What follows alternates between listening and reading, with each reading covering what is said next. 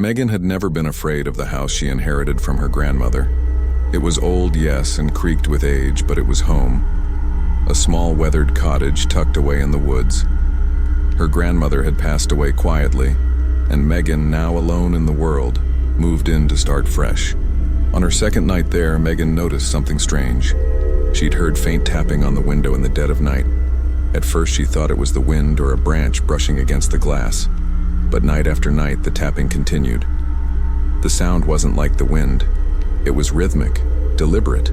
One evening, after hearing the noise again, Megan decided to investigate.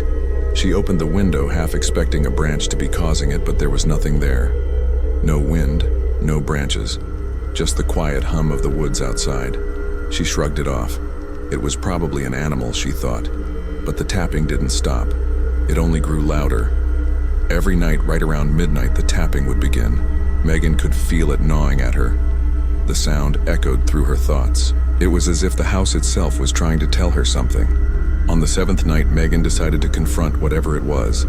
She opened the window again, the cold air sweeping in. Her heart pounded as she waited, staring into the darkness. The tapping and whisper could be heard again. This time it was coming from behind her. Megan turned back, squinting. There was nothing there, just the empty old bedroom. Then a soft voice whispered again on her ear. "Let me in." Panic surged through her. Megan quickly slammed the window shut and locked it tight. The tapping ceased, but the silence felt suffocating.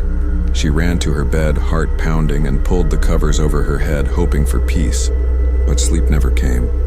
All night she lay wide-eyed, terrified by the thought of what was outside her window, and the haunting voice that still echoed in her mind. The next morning, Megan packed and left the house. She couldn't explain what had happened, only that something had followed her, something she could never escape. Yet rumors began to spread that if you happened to pass by the house at night and listened carefully, you could hear the faintest tapping on the glass, and always the whisper, the same chilling whisper, "Let me in." We are not sure what happened next, but some say the mystery never truly ends. Whether the entity ever managed to enter the house after Megan's encounter, or if it had already been there all along, remains unknown. Perhaps Megan gave it exactly what it wanted, leaving its eerie mark on anyone else who dares to enter.